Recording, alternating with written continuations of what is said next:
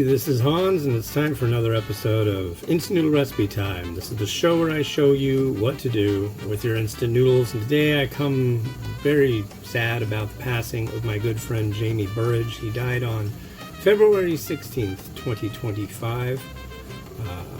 He had really bad cancer and had quite the fight with it.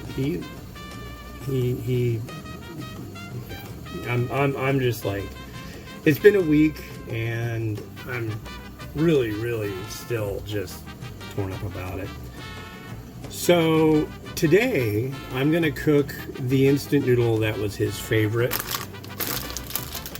MyKuali's Penang white curry. And in getting the post ready for this, I found that they've changed the innards a little bit and the cooking instructions. So this is a new review as well. So that's pretty cool. So first things first, I'll show you. We have a noodle block, and that's going to boil for 3 minutes. Yeah. There we go. And we have a paste sachet, a seasoning powder, and a non-dairy creamer, white curry. So I've got a little thing to read you about him that was sent to me by his daughter. Jamie was born December 16th, 1957 in Torquay, England. He enjoyed a childhood of sea swimming, boats, fishing, and tinkering with anything with a motor he could get his hands on. He excelled at school, especially Latin. He also gained a passion for music. In our very small music hall, saw some up-and-coming artists like David Bowie and Prince. Our town is very small, and there's a whole world out there. And as soon as he turned 18, he was off. He carried on the family tradition of nursing and worked as a travel nurse in many amazing places, including the Falklands War. He traveled far and wide, visiting Japan, India, America, Australia, and every corner of the globe. And this is where he got his love of cooking international cuisine and ramen. So he also spent a lot of time in Taiwan, told me all about that. He lived above a little small mom and pop place that they would make this tomato noodle, and every time when he woke up he would smell them. It was just like the same couple making this for ages. And as far as music, I'm making two versions of this video. One that has music that I've licensed that you'll be able to check out, I think, anywhere. And one that has background music that he was into. We were both avid fans of Frank Zappa and Jean-Luc Ponty. He introduced me to him, the Northern French violin player that played fusion jazz stuff. Super cool. Also a big sci-fi freak. He would often talk about how he came from a planet called Tharg 4, and there they would use copious amounts of Desenex, which was a liniment of sorts for whatever ails you. God, what else? I could just go on for days about the guy. I mean, when I would go out walking, I'd see if he was around, and then give him a call on Facebook Messenger, and we would talk for quite a while, usually about food and culture, and he was always fascinated about the politics here and how it was like so much different in Europe, England. He was also in Desert Storm. I don't know if I mentioned that, but he was a medic there. But yeah, really cool guy. Did a lot of... I can't think of really much of anything that he wasn't into. And one thing that he was really into was cooking. That's for sure. And okay, this is the new deal with this stuff. You bring 300 mils of water to a boil afterwards. I've got the paste sachet sitting right here. Let me check something real quick after you do the boil. God, that's small. But, there it is. I'll tell you what, it sucks being blind, but,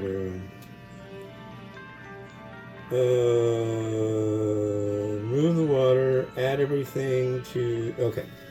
So we just need to get this water to a boil, add everything in, stir it up, and we'll go from there. Yeah, so he was really into curry and taught me a lot about curry, especially about an ingredient which I will add to my curries, as long as they're Indian curries at least, forever, which is black cardamom. They come in little pods. Just add it in while you're boiling your curry, and yeah, before you eat it, take it out. But it's got kind of a camphor essence to it. It's really good. But he was a moderator. He joined the Ramen Junkies group on Facebook. If you haven't, you oughta. And yeah, he joined the group and started immediately really pissing people off, because the way he would type was a lot of punctuation, kind of rambly sometimes, but you know, it was good. I understood exactly what he was saying. But people would just lose their mind over grammar and things like that, which was like, okay. And there were people that would leave the group. In fact, we had one of our moderators leave because of him. And I was like, you know, this guy needs to be a moderator. So he became a moderator, and he would stir the pot. I mean, he would get people all riled up about stuff. It was great. It was great.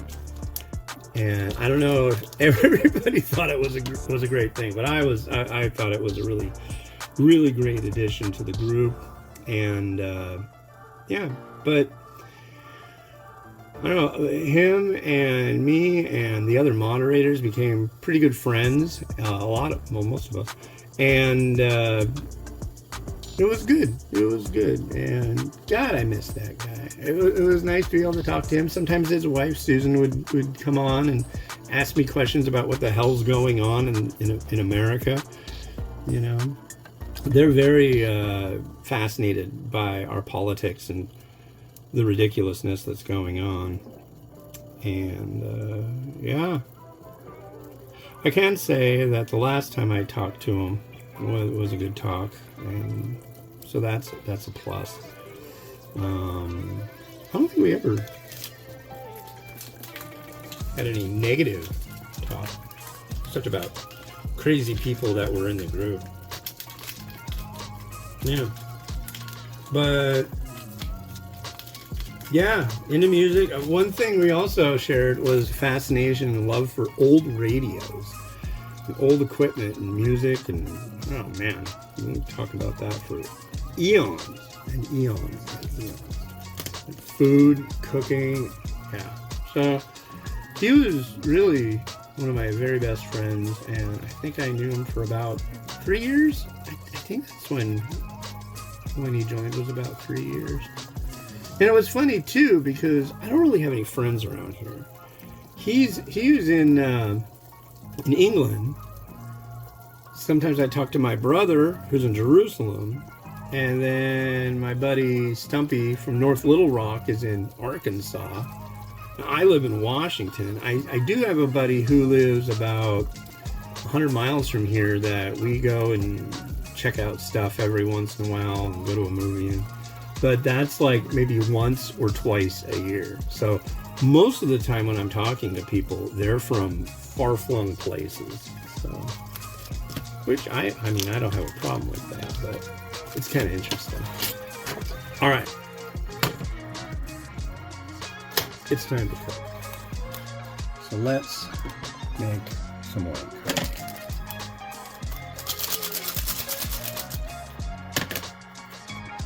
I went out and I got a special bowl that I saw at the thrift store the other day, rather.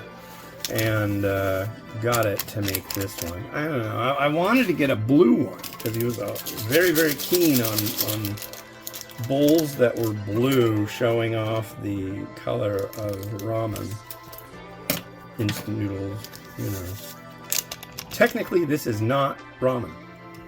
This is white curry. This is white curry instant noodle.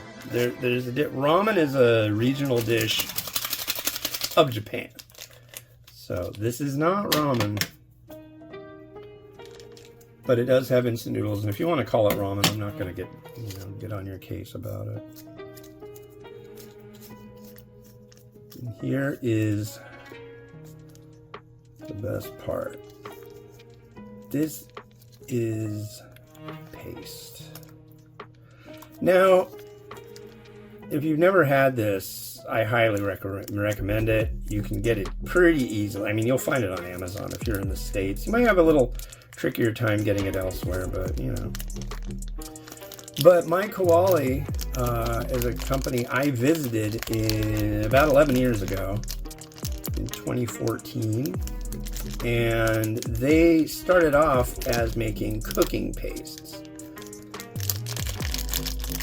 And then they thought, hey, let's put noodles with it. And then they sent me some, and I was immediately like, I've never had anything that tastes like this in my life. This is not like an Indian curry, folks. This is a Malaysian curry. This is actually... Oh, wow. This is Nanya cuisine, I believe, isn't it? So Nanya is a combination of Indian, Chinese, and Malaysian. Look at this stuff, folks. Yeah.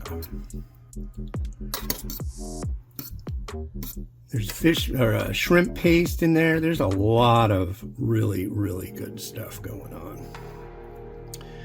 I don't know if they're making their own noodle now, but at one point the noodle that was in here was a Malaysian company called Vitz made their noodle. There they are. Cheers. Noodles are good. Very oily, as you can see. Oily broth.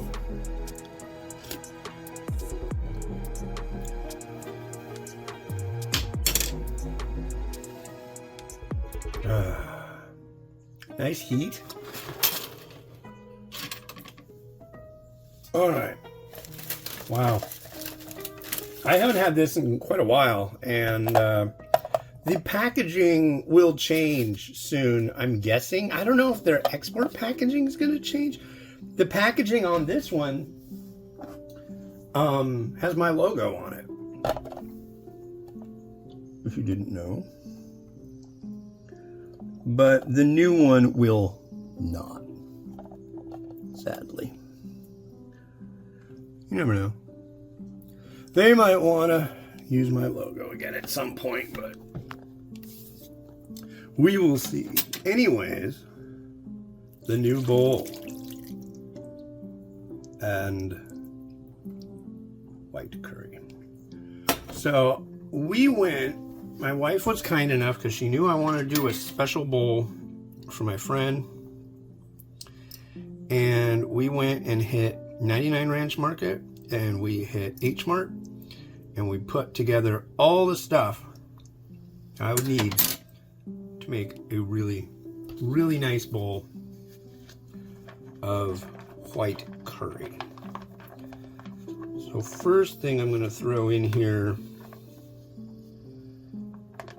come on. First thing's going to be mung bean sprout. Come on. You guys just aren't behaving today. I like it when they're all straight and they want to do as I want them to do. They don't always comply. That's okay. There's some mung bean sprouts. Another must for white curry is tofu puff.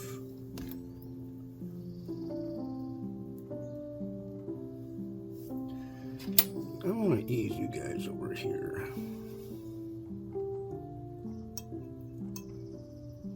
So yeah, like I said, this stuff is very oily and it's really nice.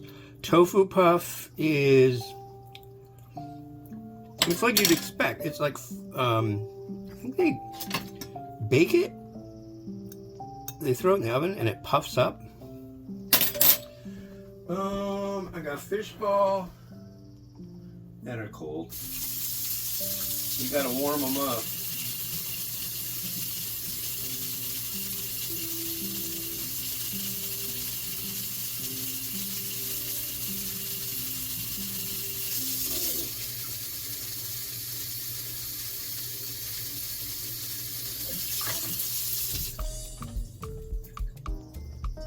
There we go. I'm gonna throw some fish ball alongside. And I've got egg. And you're gonna notice this is a white egg. And it's, I boiled it for, they don't really do the soft boiled over there. So I wanted to do it right. I boiled this for 12 minutes.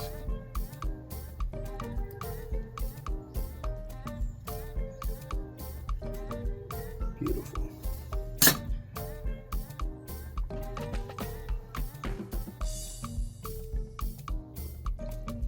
Let you guys get closer there.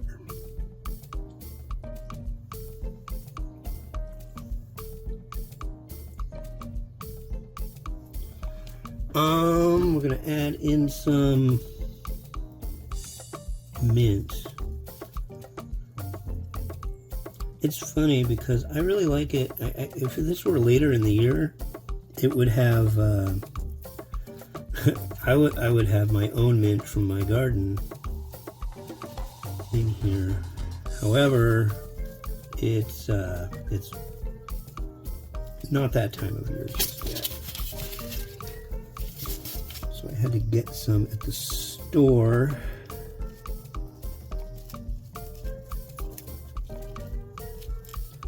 And it's like pulverized, which bums me out, but we'll throw this little sprig right here. I'm also gonna add something which normally I wouldn't, but since it's from my buddy, this is Lee Kun Ki Chu Chow style chili crisp oil. This was his freaking favorite. He loved this stuff. So, if I can open it, I'm gonna add just a little bit of that. And this is a spoon he sent us. He sent my wife some proper British tea and this spoon. Kind. So we both tried the proper British tea.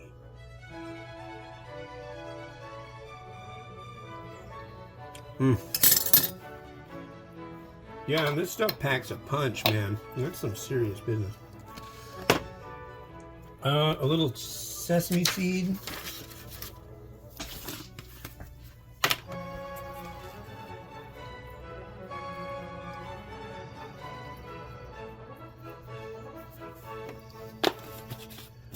And a little crushed red pepper, if I can find it. There it is. Instead of violently sprinkling it, I'm just going to take a pinch out of here. Over these. When I was in Malaysia, they also used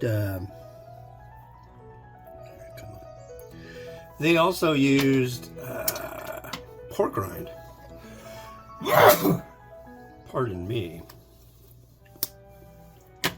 But yeah, you have a little thing with like fried pork rind at the table. So I was thinking if I could find it, we got something interesting the other day.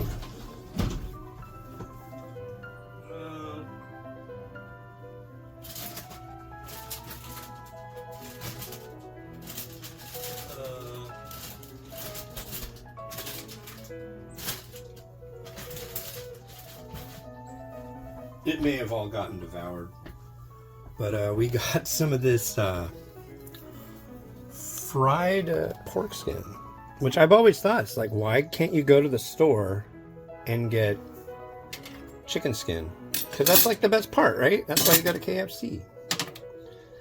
Anyways, let us rotate.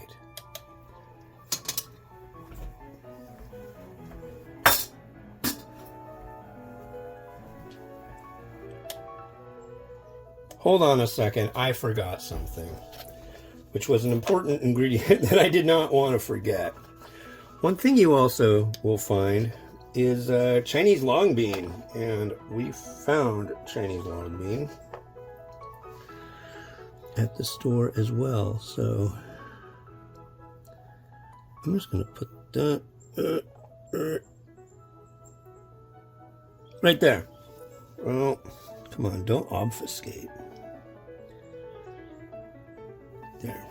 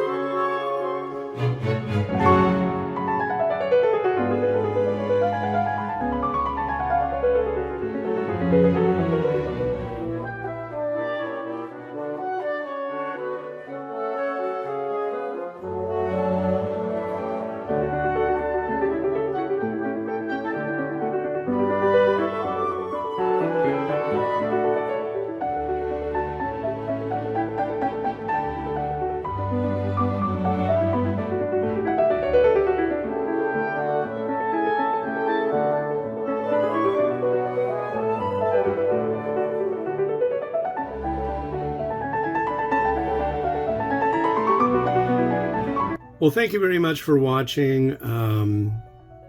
Our best wishes to Jamie's family, and yeah, this has been really, really hard over here too, and I can't imagine what you guys are going through. So, thank you, and yeah, this has been Hans the Ramen Raider, wishing you enjoyment of your noodles each and every day. Have a good one. Bye.